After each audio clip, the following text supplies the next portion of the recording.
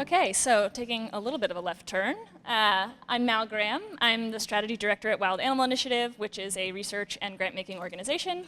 And today I'd like to explain why we need birth control for rats. So rodent population management is a critical tool in agriculture, public health, and conservation.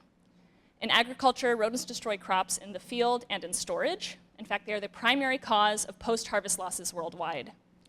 In Southeast Asia, for example, rice field rats cause chronic destruction of around 30% of rice crops, and this can go up to 90% in outbreak years, which causes food insecurity and income losses for farmers. Rodents are also responsible for more than 60 significant zoonoses, including hantavirus, which you might have heard a bit about recently, leptospirosis, Lyme, and others. Together, these diseases cause more than 1 million cases each year. And in conservation, rodents are considered the #1 threat to island biodiversity. They have been associated with 75 extinctions to date and currently threaten more than 400 species worldwide. When we have problems with rodents, we reach for rodenticides. But despite their efficacy at killing individual rats, rodenticides are ineffective at suppressing rodent populations long term because they're too dangerous to be used at the scales required. Let me explain why. Out of many challenges, one of the biggest facing rodenticides is the issue of immigration. When you kill rodents in one field, you really just make room for more rodents to move in. Success actually occurs when we treat entire regions at once, up to some kind of natural boundary. But the off-target effects of rodenticides make this kind of application too dangerous. First, studies over the past several years are revealing a pattern of widespread wildlife exposure threatening endangered and beloved species. Many pesticides linger in the bodies of rodents and bioaccumulate up the food chain. This causes issues in animals such as internal bleeding and secondary infections like mange. A 2024 study from the California Department of Fish and Wildlife, just to give one example, showed a large number of exposures in carnivores, mesocarnivores, and raptors, 69% of the off-target wildlife they tested overall. While this causes harm to these animals that are affected, it also destabilizes ecosystems by killing or weakening the very predators that keep rodent populations in check, which leads to feedback loops that actually worsen rodent issues over time. Second, there are significant risks to humans as well. Metal phosphides are a commonly used rodenticide in low and middle income countries, and these create phosphine gas, which is deadly to humans, livestock, and pets. Just in India, for one example, 54% of accidental or intentional ingestions are fatal, which harms thousands or tens of thousands of individuals each year. Making things worse, killing rodents is disruptive. The remaining individuals disperse, which increases pathogen exchange. A study in Vancouver, for example, found that lethal rodent control was associated with a nearly 10x increase in the likelihood that the remaining rodents carried leptospirosis. These patterns of immigration and dispersal illustrate that technological development to successfully control rodents must rest on a firm ecological foundation.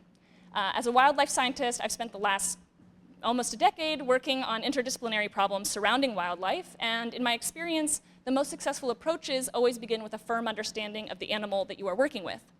For that reason, I've assembled a team of individuals with more than 90 years of cumulative experience in working on rodent contraceptives, wildlife contraceptives generally, and rodent management. And we believe that contraceptive approaches are the best bet for replacing rodenticides. Because they're non-lethal and persist for less time in the body, many contraceptive candidates are unlikely to bioaccumulate, which makes them safer for the environment and facilitates distribution at larger scales. Fertility control also leaves some adults in place for their natural lifespan, which might sound like a disadvantage, but particularly in the agricultural context, this can help because the remaining adults defend their territory and prevent immigration.